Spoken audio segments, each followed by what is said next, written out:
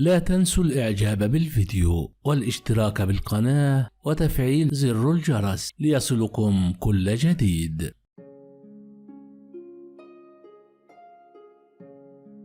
مجموعة من الأخبار الفنية المتعلقة بوفاة الفنانة الأمريكية كيسي كرامر ووفاة الفنان الكوري لي سون كيون وتعرض إدوارد لحادث سيارة ونقل الفنان خالد العقروقة للمستشفى. وتركي آل الشيخ يعلن مد عرض مسرحية السندباد ل29 ديسمبر ونزاع 37 مليون جنيه بين شيرين عبد الوهاب وروتانا وغيرها من الأخبار. كل ذلك حدث خلال 24 ساعة الماضية. توفيت الفنانة الأمريكية كيسي كرامر عن عمر ناهز 67 عام لأسباب طبيعية في منزلها في شيكاغو حسبما أعلنت شقيقتها كات كريمر وفق ما نشره موقع هوليوود ريبورتر. الفنانة كيسي كريمر هي الابنة الكبرى للمخرج والمنتج الراحل ستانلي كريمر.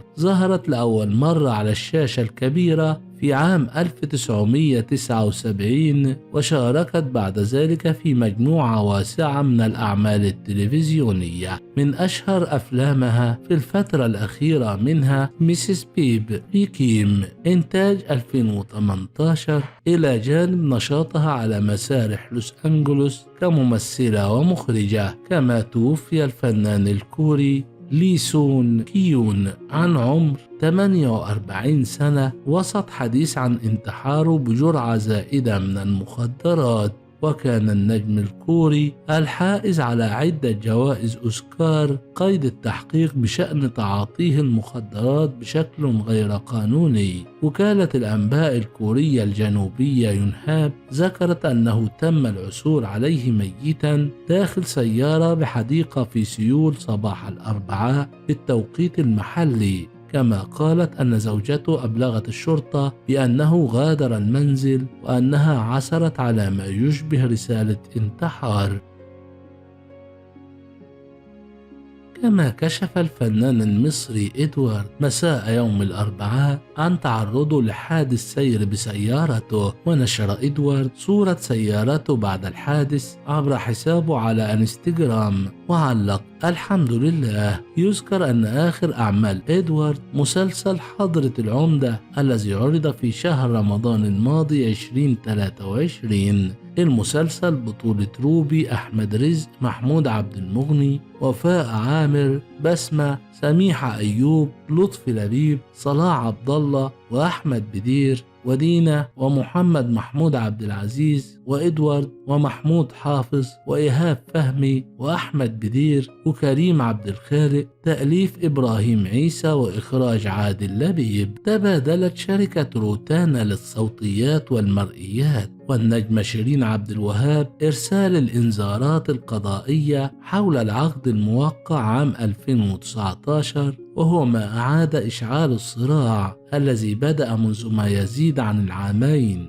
الخبير القانوني حسام لطفي محامي شيرين عبد الوهاب علق على ما أعلنته الشركة عن سريان العقد الموقع عام 2018 في حالة عدم التزام الفنانة بسداد مبلغ يصل إلى 1,570,000 دولار قيمة ما اقتضت عند التوقيع. وقال محامي شيرين: كلامهم غير صحيح، وتم الرد عليهم بإنذار قضائي نؤكد به أن المحكمة في حكمها الأخير أقرت انتهاء العقدين الموقع مع الفنانة والموقع مع الشركة الأجنبية المنتج المنفذ، وأن التعويض المقضي به ومجموعه 8 مليون جنيه عن عدم استكمال تنفيذ العقدين وقد تسلموا التعويض وأبرأوا ذمة الفنانة وكذلك ذمة شركة لامير. وأضاف: محكمة مستأنف قضت بحكم بات ولا يجوز طرح القضية على القضاء من جديد. النجمة شيرين عبد الوهاب أرسلت إنذار قضائي إلى شركة روتانا للصوتيات والمرئيات وطالبت بعدم التعرض لها بالقول أو الفعل تعرض مادي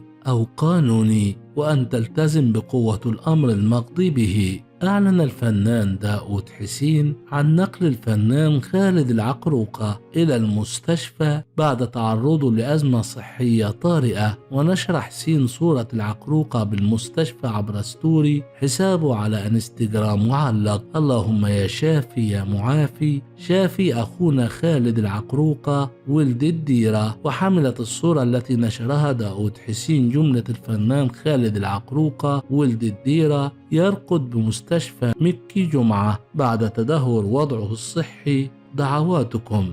يذكر أن ولد الديرة اسمه الحقيقي خالد راشد سعيد العقروقة، وهو ممثل كويتي وشقيق الممثل الراحل محمد راشد العقروقة. وبدأت شهرته تتسع عندما قدم عدة مسرحيات مع الكاتب المسرحي الكويتي محمد الرشود مثل لولاكي والكرة مدورة وباشة المدير. كما شارك بمسلسلين مع النجم عبد الله الحبيل وهما رجل سنه 60 والمسلسل الكوميدي صالح تحت التدريب. أعلن المستشار تركي آل الشيخ رئيس الهيئة العامة للترفيه بالمملكة العربية السعودية عن مد عرض مسرحية السندباد للنجم كريم عبد العزيز حتى يوم 29 ديسمبر الجاري. ونشر آل الشيخ بوستر المسرحية عبر حسابه على انستجرام وعلق: نظرا للإقبال الكبير وطلب الجمهور لمسرحية السندباد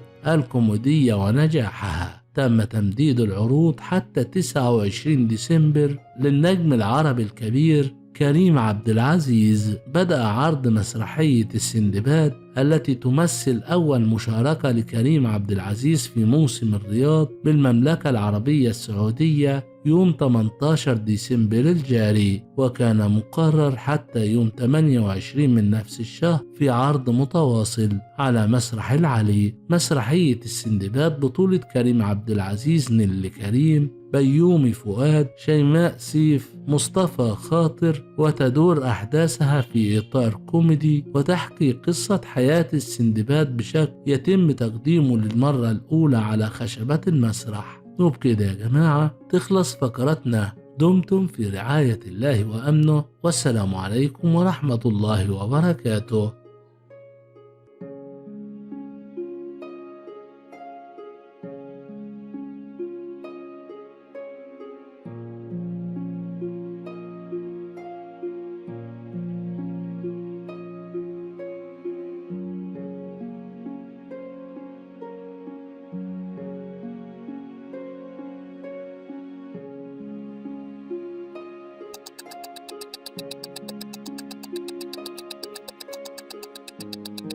لا تنسوا الإعجاب بالفيديو والاشتراك بالقناة وتفعيل زر الجرس ليصلكم كل جديد.